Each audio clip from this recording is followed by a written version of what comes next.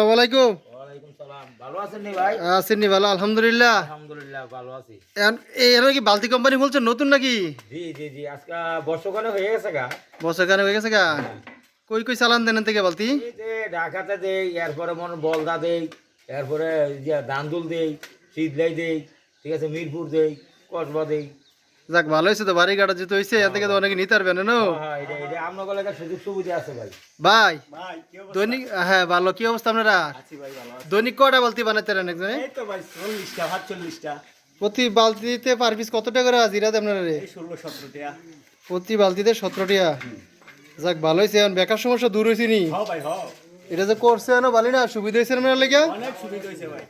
পাইকারি তো দেন নাকি? হ্যাঁ হ্যাঁ পাইকারি।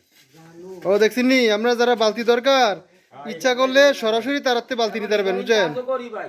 হ্যাঁ? ড্রামের ডোম যাতে রিভারিং কাজও করি ভাই।